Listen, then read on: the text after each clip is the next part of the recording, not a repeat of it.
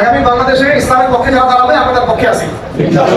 ইসলামের পক্ষে যারা নাই ওদের সাথে আমরা সহজ সমাধান, সহজ কথা। ইসলামের পক্ষে যারাই থাকবে, যারা কথা বলবে, কাজ করবে, ইসলামকে স্পেস দিবে, দিন প্রচারের সুযোগ দিবে, দাওয়াতের স্পেস পাবে, ইনশাআল্লাহ একদিন জিহাদ হবে, আমরা তাদের সাথে আছি। সহজ কথা। যারা ইসলামের পক্ষে নাই তাদের সাথে আমাদের কোনো সম্পর্ক নাই। যারা মুরতাদ, যারা কাফের, যারা মুশরিক, যারা মুনাফিক, ওদের সাথে আমাদের কোনো সম্পর্ক নাই। সহজ কথা। নাকি এরকম কোনো প্রসেসিং আছে নাকি? আমাদের ভাইরা কি বড় করতেছে নাকি? বলেন তো, ওখানে কি ইসলাম পরাজিত? বরং এই লক্ষ লক্ষ ন্যাটো সৈন্য, পশ্চিমারা, ইহুদিরা, জায়নিস্টরা, খ্রিস্টানরা, তারপর ইহুদিরা, ইসরায়েলের ইহুদি সৈন্যরা, এদের বিরুদ্ধে মাথা উঁচু করে লড়াই করতেছে কারা? ওই খুঁটি কয়েক তো হামাসের ভাই নাই। আরবের অনেক মানুষ তো পাশেও দাঁড়ায় নাই। দাঁড়াইছে? তার মানে কি ওখানে আমরা পরাজিত? জয় পরাজয় কাকে বলে? জয় আর পরাজয়টা কাকে বলে আসলে? ইসলাম তো কখনো পরাজয় বরণ করবেই না। একটা হচ্ছে রাজনৈতিক বিষয়, ওইটাও আসবেই সবার সামনে। ওইটার জন্য শুধু ফটাফটি সম্ভব নয়, আরো একটা রাস্তা আছে। আফগানিস্তানে এসে ন্যাটোরা, রাশিয়া, আমেরিকা এরা যুদ্ধ করে নেই, ফটাফটি হয়েছে নাকি?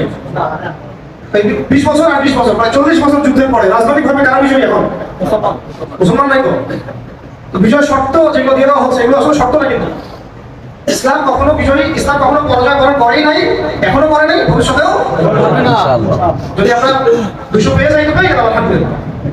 নাও ভাই, তুমিও কোনো অসুবিধা নাই, কারণ আমরা কখনো হারবো। ওই সিস্টেমটাই চেঞ্জ হয়ে যাবে ইনশাআল্লাহ। ঠিক আছে?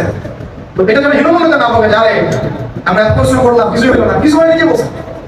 সমাজে রেভলিউশন হয়েছে না? মানুষের মধ্যে ইসলামের চেতনা আসছে না? আল্লাহ রাহে জান দেওয়ার প্রেরণা আসছে না? এগুলো বিষয় কথা অনেক কিছু। আর যেটা আপনারা চিন্তা করেন, আমরা ভাবি, আমরা আশা করি যে পুরো বিশ্বটা ইসলামের শাসনে চলে আসুন, এটা তো সামনে হবেই। এটা তো সামনে হবেই, লিখা হয়ে গেছে বইটা। এখন মনে হচ্ছে না একটু কণ্ঠাস অবস্থা সারা বিশ্বে, এটা কোন দিক দিয়ে বের হয়ে যাবো, কোন দিক দিয়ে এই রাত চলে যাবে, এটাই পাবে না। আমাদের কিছু কাজ আছে, সেই কাজগুলোর কথাই বলছিলাম। এই কাজগুলো করলে আস্তে আস্তে ওইদিকে বিশ্ব যাবে।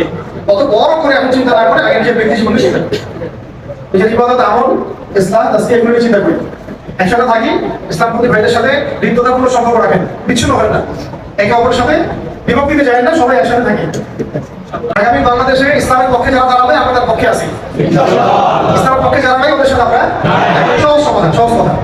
ইসলামের পক্ষে যারাই থাকবে, যারা কথা বলবে, কাজ করবে, ইসলামকে স্পেস দিবে, দিন প্রচারের সুযোগ দিবে, দাওয়াতের স্পেস পাবে, ইনশাআল্লাহ একদিন জিহাদ হবে, আমরা তাদের সাথে আছি। সহজ কথা। যারা ইসলামের পক্ষে নাই তাদের সাথে আমাদের কোনো সম্পর্ক নাই। যারা মুরতাদ, যারা কাফের, যারা মুশরিক, যারা মুনাফিক, ওদের সাথে আমাদের কোনো সম্পর্ক নাই। সহজ কথা। এইভাবে আমরা সামনে দিকে যাবো।